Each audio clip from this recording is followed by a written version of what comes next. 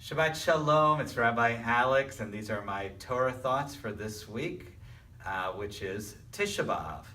I want to introduce you to our map, a new map on the wall of our religious school. This is a map of Jerusalem that was donated to us by our member Steve Caviar. He was in Israel in 1970. This map was actually put together, commissioned in 1936 during the British Mandate, and recommissioned in 1947.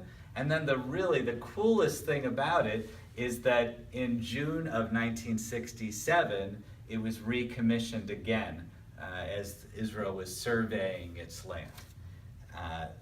It represents a new beginning for the state of Israel, a time when the holiest sites in our tradition, the Western Wall, the city of David, would be free and safe to visit. The 20 years between the two reprintings of the map were some of the hardest in our history.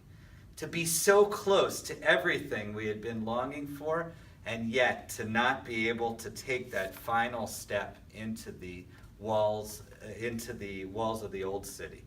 I envy Steve and everyone who traveled to Israel at that time for witnessing a moment the Jewish people had been waiting for since 135 CE, when the last of the Bar Kokhba revolt was stamped out by the Romans, and any hope for a national renewal was gone.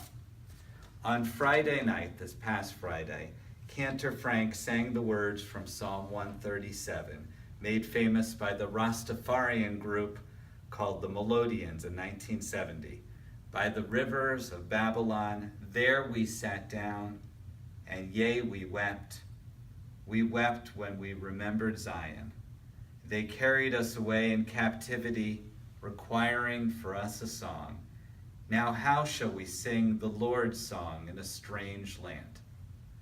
It describes the first exile from 568 BCE, when the Babylonians destroyed the first temple and exiled our people to Babylon.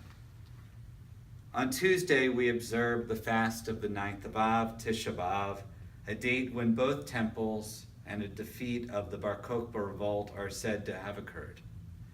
Even thousands of years later, the sadness seeps in, a reminder of the pain, suffering, and humiliation our people suffered to foreign powers. This, for me, is countered somewhat by the joy that comes from this map.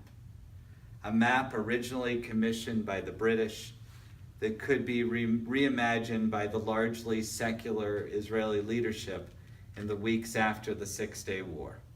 For the first time in millennia, we had closure. For the first time, we could look at the bones of an ancient city built by our ancestors and be at peace. On behalf of Shir Shalom, I thank Steve Caviar for his donation to our community and welcome you to come take a look at this next time you are in the building. Shabbat Shalom.